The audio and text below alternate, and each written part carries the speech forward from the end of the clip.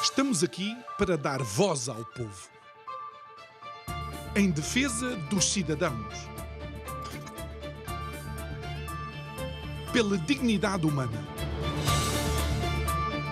Todos temos deveres, mas também todos temos direitos.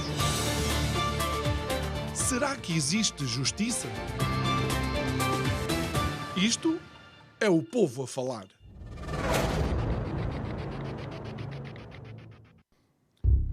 China e Portugal são duas das 10 nações mais antigas do mundo, com relações culturais em comum, com comércio centenário, relações comerciais, pontos que ao longo do tempo foram criando estes laços que nos ligavam ao Oriente.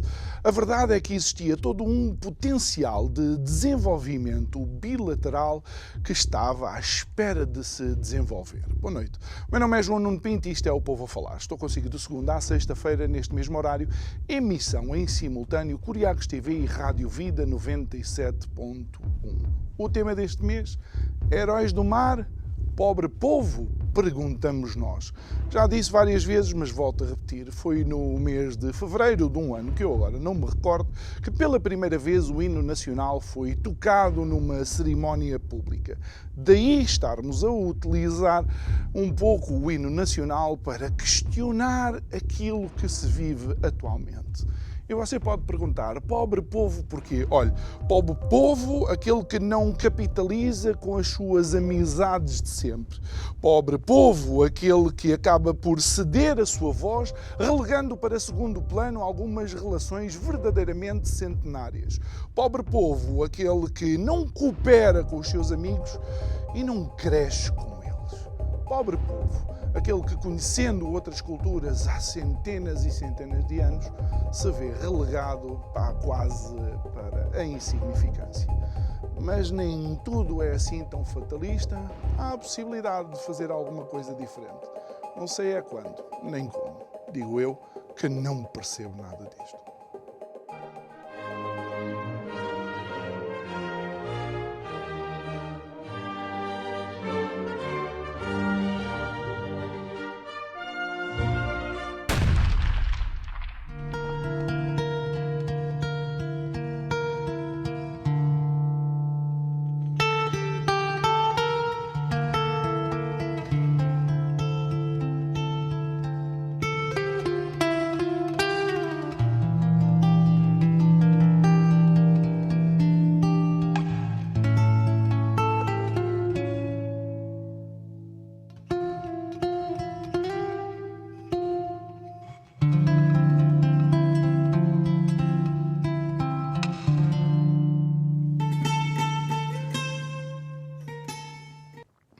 E poderá perguntar porque é que eu falo da China e da Ásia. Olha, falo porque precisamente o nosso convidado de hoje é o secretário-geral da Câmara de Comércio e Indústria Luso-Chinesa, o Bernardo Mendia.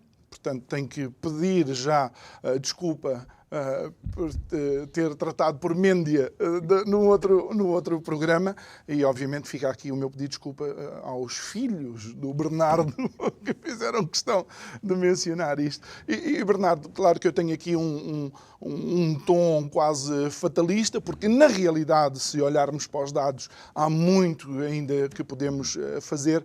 Eu sei que tu vens agora de uma viagem importante, porque há a reabertura da China, Hong Kong, Macau, por aí fora.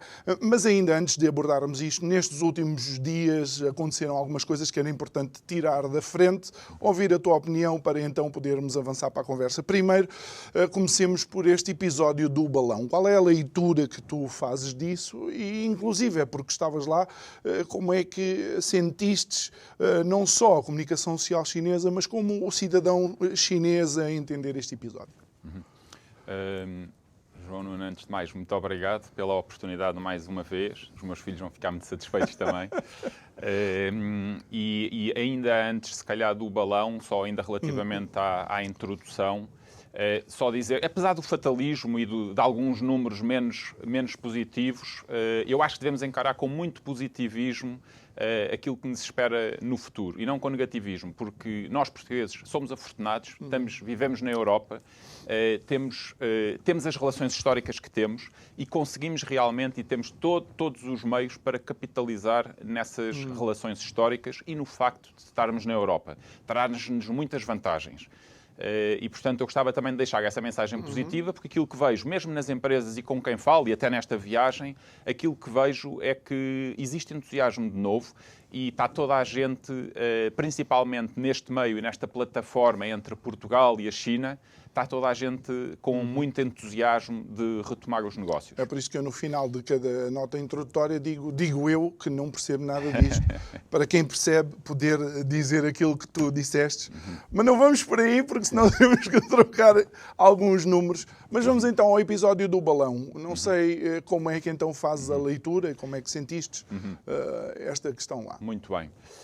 Relativamente ao balão, acho que é a espuma que alimenta os dias hoje em dia, são estes factos que, na realidade, não deviam ter importância e deviam ser resolvidos a um nível a que tradicionalmente eram resolvidos e que não era nos mídia, era sim no meio diplomático. Portanto, é para isso que servem as embaixadas, os consulados gerais, os ministros dos negócios estrangeiros, os secretários de Estado dos negócios estrangeiros. Portanto, acho que é a esse nível que temos que resolver estas questões. Tecnicamente, vou ser muito sincero, não conheço, é um balão, se é de meteorologia, se é de espionagem, com certeza, a China e os Estados Unidos espiam-se mutuamente, não vamos ter ilusões, não vale a pena. Agora trazer este assunto para os mídia e passar para a população, para as respectivas populações, um sentimento que é cada vez mais antagonista, parece-me que é muito, muito triste do ponto de vista de quem nos lidera. Acho que eles têm que resolver aquilo que têm para resolver pelos canais e os meios que foram desenhados para isso e tão bem concebidos para isso. Ou seja a Organização das Nações Unidas, seja o meio diplomático, tem que ser por aí. Depois daquilo que está a acontecer entre Rússia e Ucrânia, esta situação do balão, que não é o primeiro nem o último, se calhar, foi um escalar de tensões desnecessário. Completamente desnecessário. E já que falaste de Rússia e da Ucrânia, a mesma coisa. Nós temos que ter canais de comunicação para resolver os problemas. Acho que ninguém quer que exista uma guerra entre a Europa e a Rússia. Acho que a generalidade das pessoas não quer que exista uma guerra entre... Também sabemos que há sempre pessoas a beneficiar com as guerras e complexos industriais que beneficiam. Certo, com certeza, mas mesmo que beneficiassem seria por um curto período de tempo, porque no geral ficaria toda a gente penalizada, não é? Ainda por cima quando temos o perigo de uma guerra nuclear. Exatamente. Acho que aquilo que temos que ter é canais diplomáticos a funcionar e tentar procurar sempre encontrar a paz, comunicar e encontrar a paz. Muito bem. Outra questão, ainda antes de depois irmos à tua viagem, foi ontem, creio eu, o discurso da nação de Joe Biden, que diz que eu não quero guerra com a China, quero competir com a China. É este o estágio ideal, competir com a China? Há alguma coisa mais que se pode fazer? Achas que é só palavras da administração americana ou há aqui uma vontade de entendimento? Não ouvi o discurso, mas acho que é através da competição que os países se desenvolvem. E, portanto, a competição, à partida, será sempre mais saudável, não é? É essa a minha perspectiva. Não, se falou em competição, é ótimo. Acho que é isso. Temos que competir uns com os outros para nos desenvolvermos economicamente, para termos tecnologias mais eficientes, para termos um mundo mais limpo. Tudo começa na competição. Embora a cultura asiática seja mais de cooperação, se calhar. Sim, cooperação é uma ótima palavra. É uma palavra mais suave, talvez até, e se fosse escolhida essa palavra, talvez fosse mais simpático. Mas digamos que a competição faz parte, e portanto todos nós competimos, e isso faz parte também do nosso dia-a-dia. Bernardo, então com a reabertura da China, e creio que Macau foi logo de seguida, vocês não perderam tempo e iniciaram logo, tu iniciaste logo uma viagem. Podes-nos fazer, digamos, um percurso? Primeiro, o que é que foi os tempos do Covid, dos confinamentos, como é que o sentiste? E agora, o que é que vistes nesta reabertura? Muito bem. Bom, durante os confinamentos, então, para começar de uma forma cronológica, foram tempos super difíceis para as empresas, sobretudo, para as pessoas, obviamente, mas eu, como falarei, se calhar mais aqui pelas empresas, para as pessoas e para as famílias que se viram separadas e sem a possibilidade de se visitarem, foi muito difícil. Para as empresas, foi o mesmo. Portanto, nós precisamos do contacto.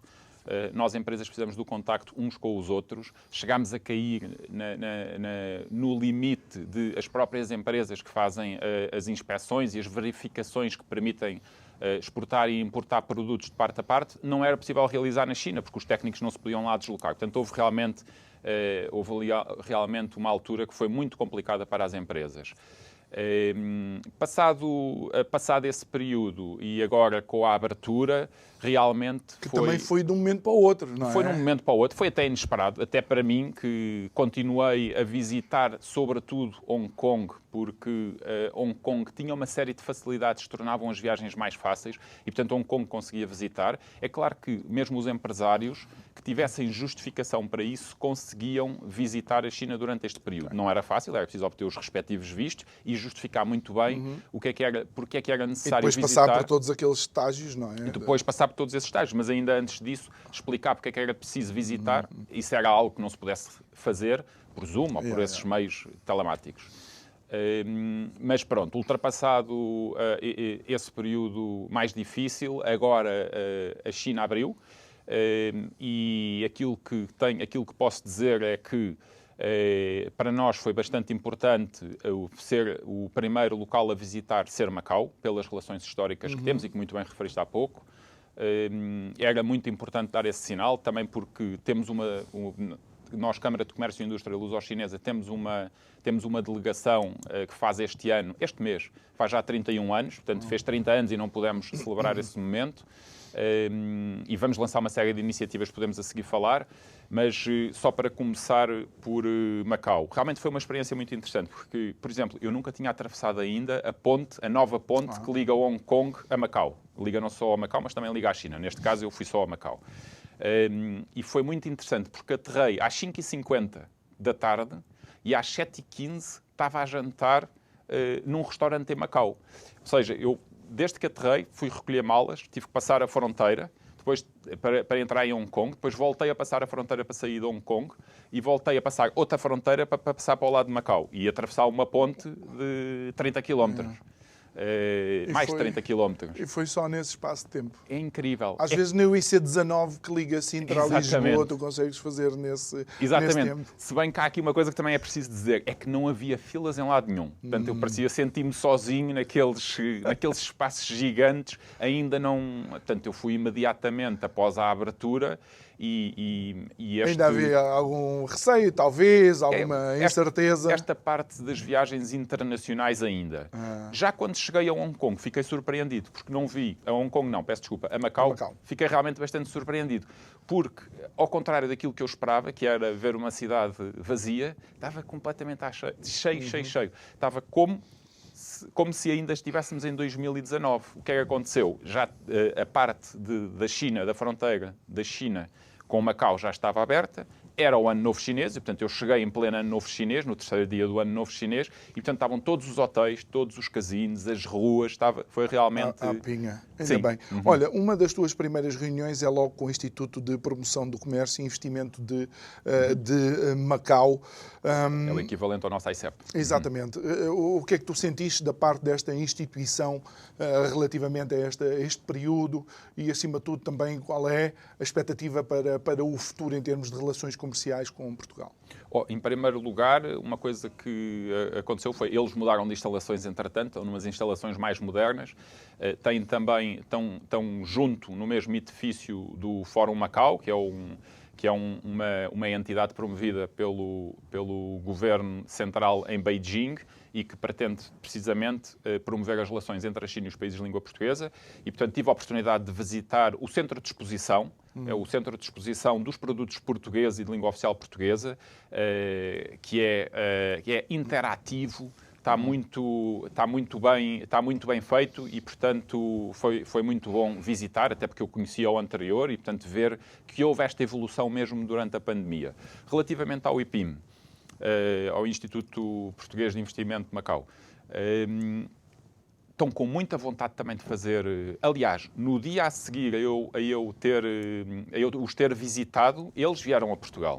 Portanto, eles também, como todos nós que estamos neste meio de negócios entre Portugal e a China, e Macau tendo este papel de interlocutor privilegiado entre não só a China, mas os países de língua portuguesa, estamos todos no mesmo lugar e a puxar no mesmo sentido, é o desenvolvimento das relações económicas e do comércio entre os vários países envolvidos. Entretanto, também tivestes um encontro com uma entidade oficial, neste caso o Diretor-Geral Adjunto do Departamento de Assuntos Económicos, isto é um bocado longo, mas Departamento de Assuntos Económicos do Gabinete de Ligação do Governo Central na região administrativa especial de Macau. Seria, digamos, um representante do Governo Central de Beijing. Como é que foi essa reunião? Que portas é que se estão a abrir ou podem abrir? Exatamente. Portanto, foi a primeira. Portanto, competia-me a mim apresentar também cumprimentos a essa entidade, tal como já o tínhamos feito em Hong Kong. E, portanto, fomos para conhecer. É muito importante estabelecer relação, dizer ao que vimos, aquilo que pretendemos. E aquilo que, se calhar, aproveito para transmitir aqui é que realmente estamos todos alinhados. E, da mesma forma que o IPIM, também o Gabinete de Ligação, aquilo que procura é o desenvolvimento de Macau. E, portanto, Macau tem hoje esse papel muito importante de plataforma de ligação entre a China e os países de língua portuguesa. E esse papel é tanto mais importante que faz parte, ao lado do jogo. O jogo, hoje em dia, é super importante para Macau, mas Macau precisa de diversificar. E esta plataforma está-lhe a ser dada muita importância. Portanto, existe pelo menos uma narrativa e uma série de políticas que nos permitem capitalizar, utilizando a palavra que usaste há pouco, capitalizar nessas vantagens, nessa narrativa, nessas políticas. E é isso que devemos nós, empresas portuguesas, também fazer. Olha, entretanto, vocês também estão a pensar, e lance-me já aqui para a frente, a organizar.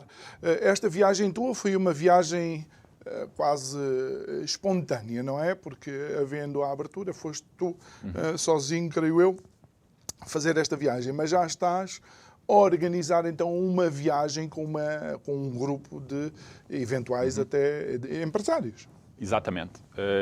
Portanto, esta viagem serviu também para preparar essa próxima viagem, que se realizará de dia 4 a dia 9 de junho. Portanto, será a primeira viagem em que as duas câmaras de comércio estarão envolvidas. Será uma viagem àquilo que é conhecido como a Greater Bay Area, e, portanto, apanha Hong Kong, Macau e Engqin, que posso explicar o que é, e também a Cantão. Já agora tem que ser justo, portanto, esta é uma iniciativa da Câmara de Comércio e Indústria Portuguesa que nos convidou para co-organizar com eles esta viagem. E, portanto, somos 3 entidades, além da Câmara de Comércio e Indústria Luso-Chinesa, também a Câmara de Comércio e Indústria Portugal-Hong Kong. O que é que nós pretendemos com esta viagem? Em primeiro lugar, dar a conhecer a Greater Bay Area. É um projeto que é desconhecido, é relativamente desconhecido em Portugal, mas que tem assumido muita importância do ponto político e de Beijing. E, portanto, mais uma vez, aproveitando um pouco a narrativa e as políticas mais favoráveis que existem na criação desta Greater Bay Area, está à disposição das empresas portuguesas. Compete-nos a nós, como câmaras de comércio, apresentar estas oportunidades. Eu vi que há ali uma data de inscrição até 5 de maio. Como é que as pessoas interessadas podem fazer essa inscrição? Podem-nos contactar. Qualquer uma das 3 câmaras de comércio podem ser contactadas, que estão envolvidas nesta organização. E existe um formulário que é comum, basta agora só temos que pôr o isto é o povo a falar, para fazerem o tico onde é que ouviram falar. Temos que adicionar esse. Nós depois identificamos e vou pedir depois à produção também que, à medida que formos falando, possam voltar a colocar aquela imagem. Depois também tiveste um encontro com um dos fundadores do BNU Macau, que é, de facto, uma das grandes referências daquela área. Sim, é realmente uma instituição bancária sem paralelo no mundo português, digamos assim. É ainda, até ao dia de hoje, emissor da moeda local, a pataca. Portanto, isto é um privilégio e tem uma riqueza histórica que penso que não tem paralelo em nenhum outro país. O BNU, portanto, é um banco cujo acionista é a Caixa Geral de Depósitos portanto, fez este ano, salvo erro, foi este ano que fez os seus 120 anos de história e é um dos fundadores, sim, da Câmara de Comércio e Indústria Luso-Chinesa. Entretanto, eu vejo que também tu tiveste vários encontros com escritórios de advogados que acabam por ser essenciais também para o desenvolvimento da atividade comercial, portanto, nesta região. Sim, é parte da herança que foi deixada pela presença portuguesa em Macau. Realmente os escritórios de advogados é algo que nós temos ainda muito forte e que também que nos permite fazer a ligação, não só porque a lei portuguesa, não a lei portuguesa, peço desculpa, mas a língua portuguesa continua a ser utilizada. E portanto, em Macau fala-se português e chinês. E, portanto, em todos os documentos legais, por exemplo, tem que ser traduzidos e, portanto, tem que ter também a parte portuguesa. Uau! Sério? É durante o período dos 50 anos. Portanto, há uma fase transitória. Em Hong Kong é a mesma coisa. Eu nem sei se foste tu que me contaste aqui no outro programa que a China tinha-nos dado 500 anos, ou tinha dado 500 anos a Hong Kong para fazer a transição, qualquer coisa assim.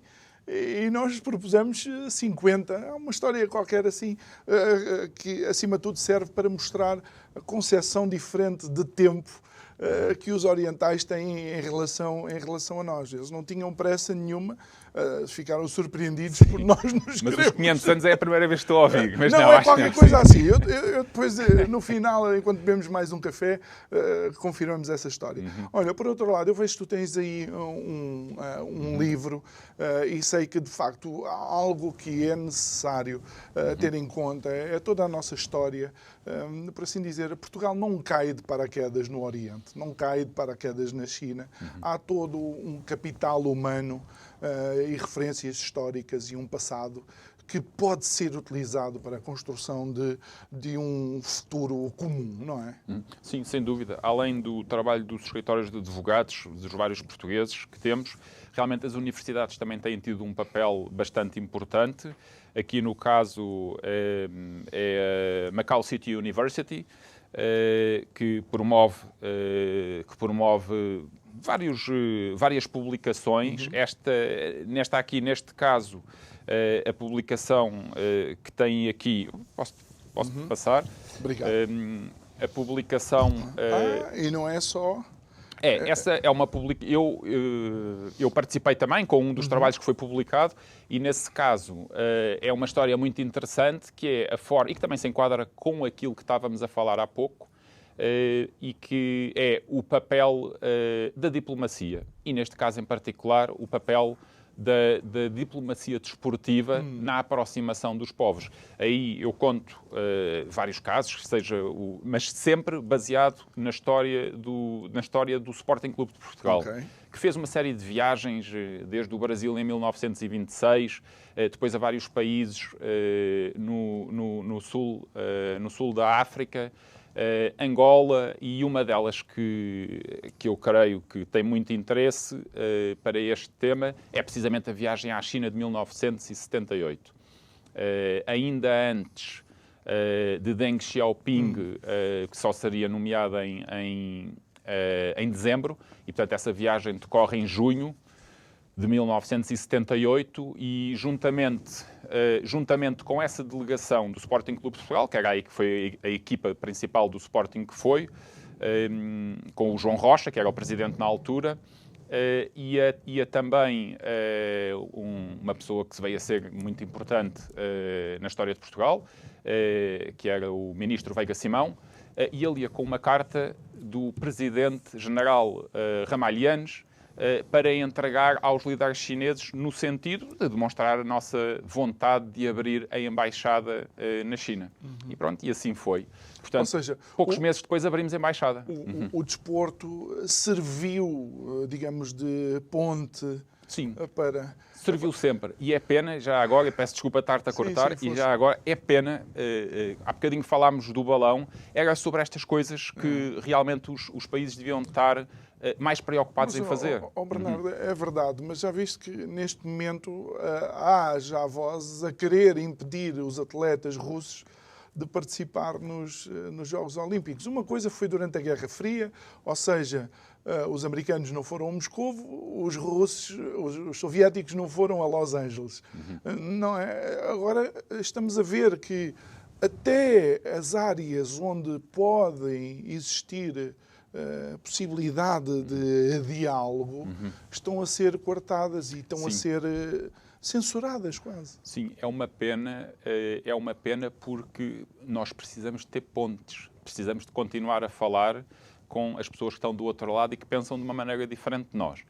E, portanto, por mais que estejamos, e isso vai acontecer sempre, em desacordo com o outro lado, seja porque os nossos valores são diferentes, ou porque temos necessidades diferentes, ou só simplesmente interesses diferentes, isso há de acontecer sempre. Claro. E, portanto, mas não podemos cortar as pontes. Essas têm que ficar abertas, porque o nosso objetivo, como tentei dizer no início, é ter paz. Eu não quero que, há bocadinho falámos, não quero que os meus filhos amanhã estejam numa guerra na Rússia. Nem quero que haja uma bomba atómica aqui. Portanto, acho que todos partilhamos isso, mas alguns têm mais responsabilidade que outros. Quem nos lidera tem essa responsabilidade e essas pontes têm que se manter abertas. Muito bem. Então, olhando para aquilo que pode ser o futuro próximo, aquilo que temos visto também é que já estamos no século da Ásia. Portanto, eu pensava que vinha aí o século da Ásia, mas temos que afirmar que já estamos, de facto, no século da Ásia. Qual é a visão positiva? Em que áreas? Como é que tu aconselharias os empresários portugueses a olhar para o Oriente e, neste caso, especificamente para a China e para estas regiões especiais da China? Sim, os empresários têm uma vantagem aí, é que eles são muito pragmáticos.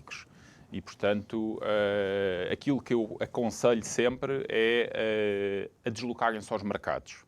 Portanto, não só esta foi uma boa iniciativa, penso eu, estou a dizê-lo em causa própria, até parece mal, mas esta missão à China e à Greater Bay Area é uma excelente iniciativa para permitir aos empresários ter contacto com os empresários que estão do outro lado, do lado chinês, e com quem podem vir a trabalhar e a fazer negócio. Da mesma forma, também aproveito para dizer que já temos várias missões chinesas e, portanto, já começámos a emitir as cartas convite para várias delegações do lado chinês a Portugal. Serão sempre muitas mais as missões dos empresários chineses a Portugal do que as portuguesas. Isso tem a ver com a dimensão dos mercados, não é? Porque se cada província vier a Portugal, e é isso que desejavelmente acontecerá, se cada província vier a Portugal, vamos ter muitas missões só este ano. E isto é o grande desafio. Eu penso, e posso estar equivocado, mas permite-me um bocado aqui esta deambulação. Eu, se eu fosse empresário e quisesse apostar na China, obviamente a minha escala estava limitada. Portanto, nunca podia apostar, por assim dizer, em escala, a não ser que arranje parceiros lá que me permitam essa escala. Mas Portugal tem muitos produtos de valor acrescentado. Produtos únicos, produtos sui generis, produtos quase que são singulares a Portugal, e o vinho, por exemplo, é um deles. Como é que os empresários podem analisar aqui esta dinâmica comercial com a China? Sim, disseste aqui várias coisas que são interessantes até para se comentar. Por um lado, realmente o interesse de Portugal, quando olha para a China, é sobretudo comercializar produtos portugueses. Temos poucas empresas portuguesas a investir em Portugal. Isso tem a ver com a dimensão, com a escala dos mercados. Portanto, ao contrário, não se verifica o mesmo, não é? Poucas empresas portuguesas a investir em Portugal? Não, temos poucas empresas, peço desculpa se disse isso, temos poucas empresas portuguesas a investirem na China. Não é? Portanto, aquilo que pretendem é vender produtos. E daí a necessidade. E depois disseste que precisamos de interlocutores, de parceiros do lado chinês. É realmente isso. Só que isso só se consegue indo ao mercado e estabelecendo relações de confiança, que é o mais importante na China, é ter uma relação de confiança. Tiveste aqui o Pascal Coppens, falou muito bem sobre isso, eu vi essa entrevista, e sobre os círculos da confiança e tudo isso. É exatamente aquilo que ele descreveu. Portanto, nós precisamos ter relações de confiança com a contraparte. Para termos essas relações de confiança, precisamos de visitar o mercado e precisamos de os receber cá. Felizmente, hoje em dia, já temos uma comunidade de empresas que conhece e percebe isso, e, portanto, esses são aqueles que têm e continuam a trabalhar com a China. Outros têm que aprender, e é o nosso papel também explicar-lhes isso, e também agradeço esta oportunidade, porque é também uma oportunidade para nós para tentarmos explicar precisamente isso. Quando nós vemos estas dinâmicas, obviamente, reconhecidamente, quando somos capazes de integrar estas diferenças culturais, é possível, e isto é uma pergunta, porque tenho que a fazer e sinto que se eu fosse um empresário eu tinha que pensar desta forma. Perdão. É possível criar uma parceria com um empresário chinês para conquistarmos o mercado internacional? Ou seja, ter uma ideia em conjunto e agora vamos para o mercado, porque de facto o mundo é, por assim dizer, a nossa plataforma? Sim, isso já aconteceu. Na realidade, isso já aconteceu com casos portugueses. As empresas nossas portuguesas que tiveram em dificuldade e que até houve má imprensa sobre isso, mas na realidade foi ótimo para as empresas portuguesas porque tornaram-se multinacionais quando eram empresas muito mais pequenas, e que aconteceu durante a crise que culminou em 2014, quando saímos finalmente do programa de recuperação da Troika. Mas nessa altura tivemos investimento de várias empresas chinesas, como por exemplo a EDP. A EDP tornou-se uma empresa muito mais multinacional do que era. E isso também é possível devido à parceria que teve com a China. Outro exemplo mais recente, embora seja uma empresa que já tenha feito um caminho sozinho, um caminho bastante grande sozinho, mas que agora faz uma aliança com uma empresa chinesa, é a Mota-Engil. E essa parceria também lhe vai permitir aceder a fundos que antes tinha muito mais dificuldade. Portanto, acho que é um excelente exemplo. Agora, dando também aqui um outro exemplo, já saindo de fora do âmbito português, por exemplo, o próprio Elon Musk ir com a Tesla para Xangai. São mercados gigantes. Tudo bem que há poucas empresas destas dimensões, é verdade, mas essas pelo menos devem aproveitar e ver que sinergias é que podem existir entre as várias. Se nós tivermos o know-how, se eles tiverem a parte do financiamento, ou vice-versa, embora seja mais difícil a parte do financiamento do lado português, mas nós temos mais valias. Temos o mercado europeu, por exemplo, que podemos oferecer a eles se entrarem por aqui. E, portanto, se amanhã as marcas elétricas, de carros elétricos chineses, vierem para a Europa e se vierem por Portugal, é uma grande vantagem para a nossa economia.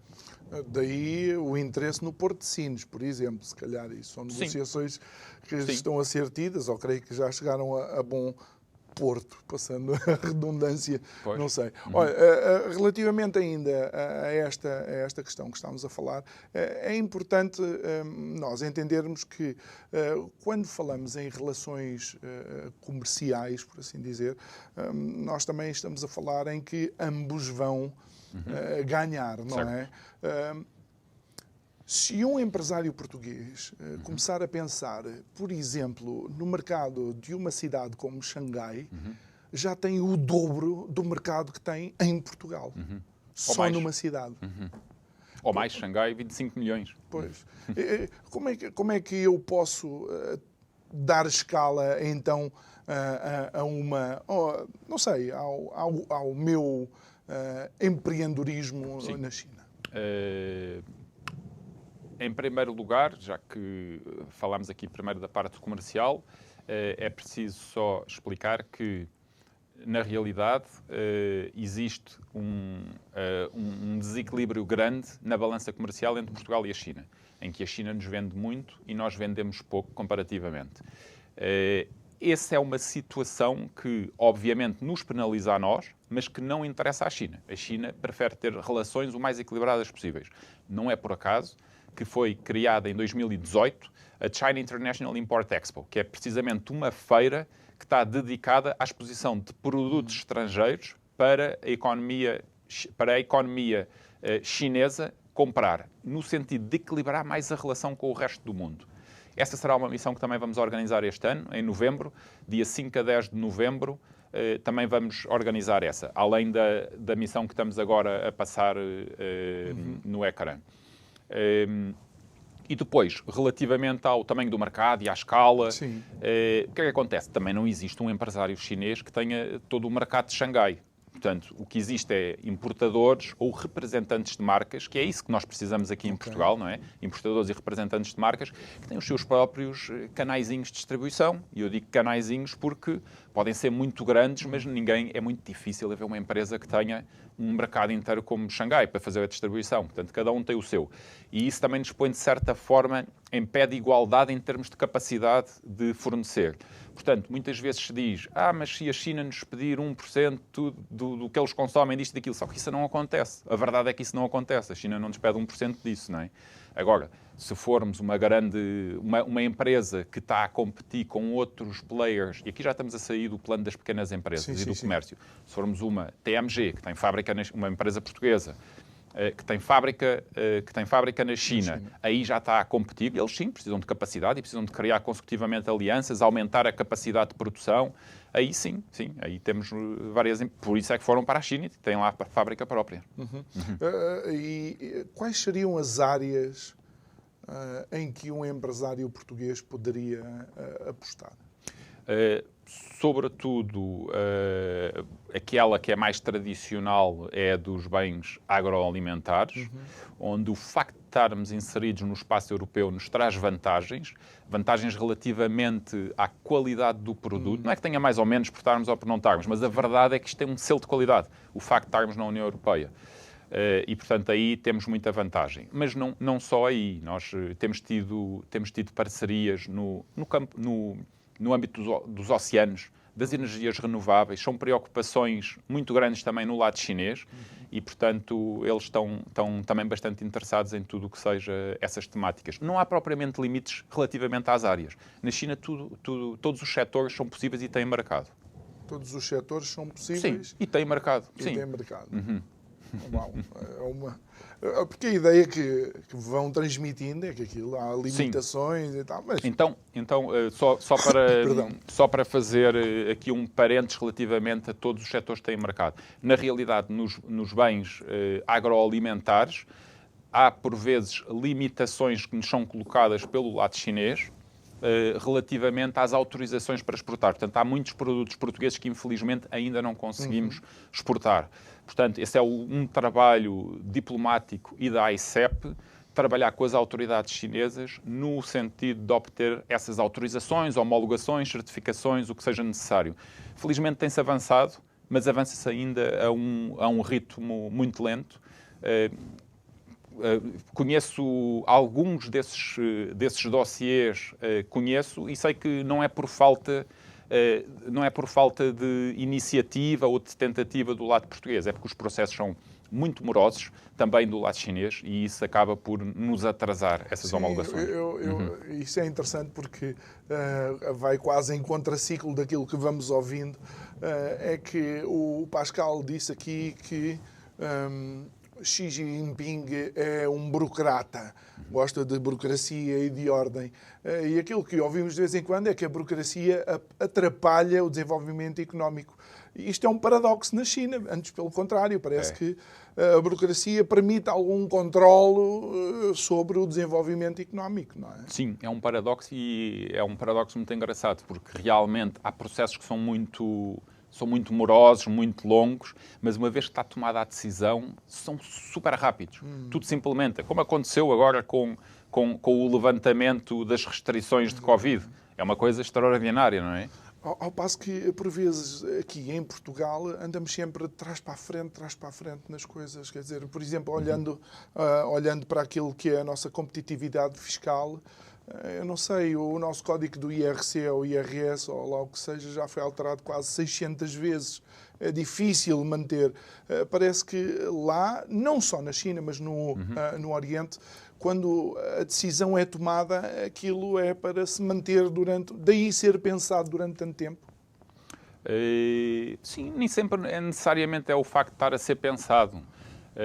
Mas a competitividade do país e das indústrias chinesas é algo que preocupa muito, obviamente, os governantes do país, da mesma forma que nos deveria preocupar a nós, e se calhar até deveria preocupar mais, porque hoje em dia conseguimos olhar para um país como a Irlanda, conseguimos olhar para uma região como o território de Hong Kong e conseguimos ver que eles saíram bastante beneficiados pela celeridade dos processos, pela digitalização da economia, tudo isso só trouxe benefícios. Realmente é verdade, em Portugal parece que demora mais tempo, quando temos o exemplo da Irlanda. Portanto, acho que aquilo que temos que ver, ou onde temos que colocar os olhos, é precisamente nesses mercados em que resultou esse tipo de medidas, de alívio fiscal, de erradicação da burocracia, e tentar seguir esses modelos e aplicá-los aqui também. Bernardo, mais uma vez, para quem estiver a ver o programa e a ouvir na rádio, seja um empreendedor, um empresário, como é que pode entrar em contacto com vocês, saber das vossas atividades? Eu sei que vamos ter, embora amanhã seja algo especial, há um jantar na Alfândega do Porto da celebração do Ano Novo chinês, mas como é que é possível chegar até à Câmara de Comércio e Indústria Luso-Chinesa? Sim, a Câmara de Comércio e Indústria Luso-Chinesa, bom, nós temos um site, portanto estamos bastante visíveis, estamos também na maior parte das redes sociais, embora com maior foco no LinkedIn. Acho que não há problema estarmos aqui a falar dessa... Não. Okay.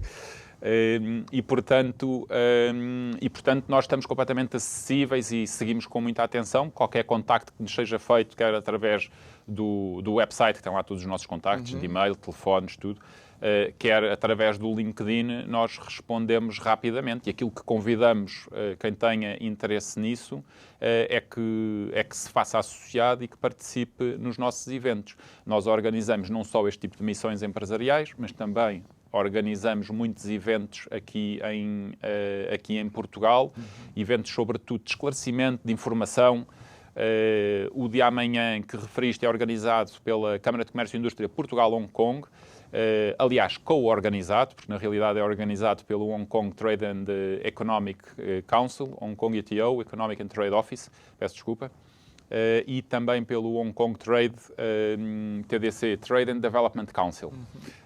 E, portanto, somos 3 entidades a organizar este evento em Portugal. É o primeiro ano que se realiza no Porto. Portanto, todos os anos tem sido realizado em Lisboa. E, portanto, com muita satisfação realizamos este evento no Porto. Aliás, já o ano passado nós começámos os eventos físicos depois da pandemia em setembro de 2021. Portanto, muito cedo, mal houve abertura, começámos os eventos pessoais e físicos e fomos ao Porto já bastantes vezes. Não só ao Porto, também fomos, por exemplo, à Albufeira. Portanto, tentamos fazer a cobertura de todo o país. Esse evento que referido na Alfândega do Porto, infelizmente não podemos convidar porque é um evento só por convite e já temos a luta, já está cheio, portanto não podemos estender o convite às pessoas. Sim, mas fica a oportunidade para depois verem nas redes sociais as notícias sobre isso e creio que alguns convidados de peso, se me permites a expressão. Sim, temos, portanto, a comunidade empresarial adere normalmente a este tipo de iniciativas e, portanto, não só a comunidade empresarial, mas também a comunidade, a respectiva Câmara Municipal. Alguma representação oficial chinesa? Sim, claro. O embaixador da China em Portugal também vai estar presente, a delegada também. E mais 2 pessoas, creio que 2 secretários da Embaixada. Portanto, sim, uma representação bastante forte, digamos assim, também nesse evento.